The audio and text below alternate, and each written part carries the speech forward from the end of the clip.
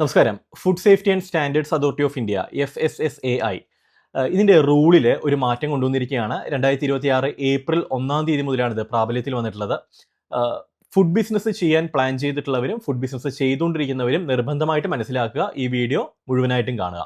വന്നിട്ടുള്ള പ്രധാന മാറ്റങ്ങളിലൊന്ന് FSAയുടെ turn over threshold ലിമിറ്റിലാണ്. നമുക്കറിയാം FSAയിൽ 3 രീതിയിലുള്ള ലൈസൻസുകളാണ് ഇഷ്യൂ ചെയ്തിരുന്നത്. ഒന്ന് FSAയുടെ ബേസിക് രജിസ്ട്രേഷൻ.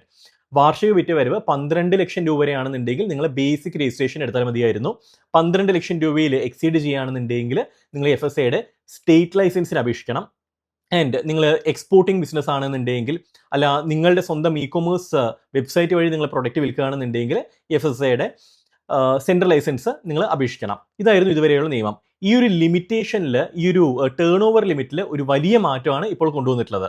അതായത് ഈ ബേസിക് രജിസ്ട്രേഷൻ്റെ 12 ലക്ഷം രൂപ എന്നുള്ളത് 1.5 കോടി രൂപയായിട്ട് ഉയർത്തിയിരിക്കുകയാണ്. അതായത് നിങ്ങളുടെ ബിസിനസിൻ്റെ വാർഷിക വിറ്റുവരവ് 1.5 കോടി രൂപ വരെ ആണ് എന്നുണ്ടെങ്കിൽ നിങ്ങൾ ബേസിക് രജിസ്ട്രേഷൻ, FSAയുടെ ഏറ്റവും ബേസിക് രജിസ്ട്രേഷൻ എടുത്താൽ മതിയാവും.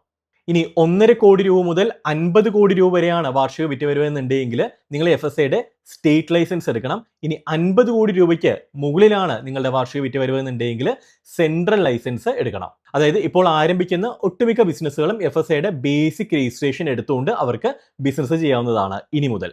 ഇതിൽ ശ്രദ്ധിക്കേണ്ട കാര്യം, പൾസസിൻ്റെയോ ഗ്രെയിൻസിൻ്റെയോ മില്ലിംഗ് യൂണിറ്റ് ആണെന്നുണ്ടെങ്കിൽ നിങ്ങൾ അവിടെ FSAയുടെ സ്റ്റേറ്റ് ലൈസൻസ് എടുത്തിരിക്കണം.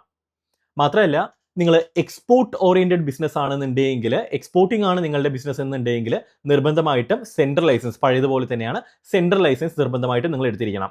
ഇനി നിങ്ങളുടെ സ്വന്തം ഒരു ഇ-കൊമേഴ്സ് വെബ്സൈറ്റ് വഴി നിങ്ങൾ ഫുഡ് പ്രൊഡക്ട്സ് സെല് ചെയ്യുകയാണെന്നുണ്ടെങ്കിൽ അവിടെയും നിങ്ങൾ നിർബന്ധമായിട്ടും സെൻട്രൽ ലൈസൻസ്, FSAയുടെ സെൻട്രൽ ലൈസൻസ് എടുത്തിരിക്കണം. രണ്ടാമത്തെ വലിയൊരു മാറ്റം പെർപെക്ച്വൽ വാലിഡിറ്റി ആണ്. എന്ന് വെച്ചാൽ ലൈഫ് ടൈം വാലിഡിറ്റി നിങ്ങൾക്ക് റിന്യൂ ചെയ്യേണ്ട ആവശ്യം വരുന്നില്ല. എന്നതുകൊണ്ട് അർത്ഥമാക്കുന്നത്, നിങ്ങൾ വൺസ് ലൈസൻസ് ഒരു പ്രാവശ്യം ഒന്ന് അപ്ലൈ ചെയ്തിട്ട് കഴിഞ്ഞാൽ പിന്നെ നിങ്ങൾക്ക് ആജീവനാന്തകാലം യൂസ് ചെയ്യാം എന്നല്ല. നിങ്ങൾക്ക്, അതായത് മുൻപ് നിങ്ങൾക്ക് 1 വർഷത്തേക്ക് ലൈസൻസ് എടുക്കാം, 2 വർഷത്തേക്ക് എടുക്കാം, 3 വർഷത്തേക്ക് എടുക്കാം, അപ് ടു 5 ഇയേഴ്സ്, 5 വർഷം വരെയുള്ള ലൈസൻസുകൾ നിങ്ങൾക്ക് ഇനീഷ്യലി തന്നെ അപ്ലൈ ചെയ്യാനായിട്ട് കഴിയുമായിരുന്നു. ഇപ്പോൾ ഈ 5 വർഷം എന്ന് പറയുന്ന ലിമിറ്റ് എടുത്ത് മാറ്റിയിട്ടുണ്ട്.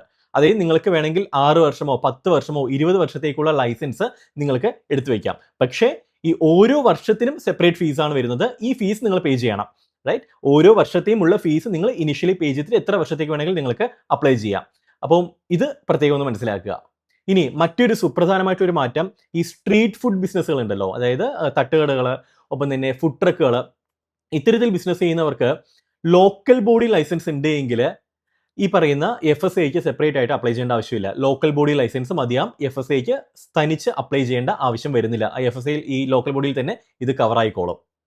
ഈ ഒരു അമെൻമെന്റ് ബിസിനസ്സുകാരെ സംബന്ധിച്ചിടത്തോളം വലിയൊരു അനുഗ്രഹമാണ്. പക്ഷേ ജനറൽ പബ്ലിക്കിനെ സംബന്ധിച്ചിടത്തോളം ഈ ഫുഡ് സേഫ്റ്റി കൺസേൺസ് ധാരാളം ഉണ്ടാക്കുന്നതാണ്. കാരണം സ്ട്രിക്റ്റ് റൂൾസ് ഇല്ലാന്നുണ്ടെങ്കിൽ വയലേഷൻസ് ധാരാളം നമ്മുടെ നാട്ടിൽ സംഭവിക്കും. ഈ ഒരു വീഡിയോ ചെയ്യുന്നത് 1/4/2026 അതായത് ഈ ഒരു അമെൻമെന്റ് വന്ന ദിവസമാണ് ഈ ഒരു വീഡിയോ ചെയ്യുന്നത്. അതുകൊണ്ട് തന്നെ കുറച്ച് ദിവസങ്ങൾ കൂടി കഴിയും ഇത് പ്രോപ്പറായിട്ടുള്ള ഇതിൻ്റെ ഒരു പിക്ചർ മനസ്സിലാക്കാനായിട്ട്. സോ എന്തെങ്കിലും ഇമ്പോർട്ടൻ്റ് ആയിട്ടുള്ള ഇൻഫർമേഷൻ ഉണ്ടെന്നുണ്ടെങ്കിൽ ഞാൻ ഷെയർ ചെയ്യാം.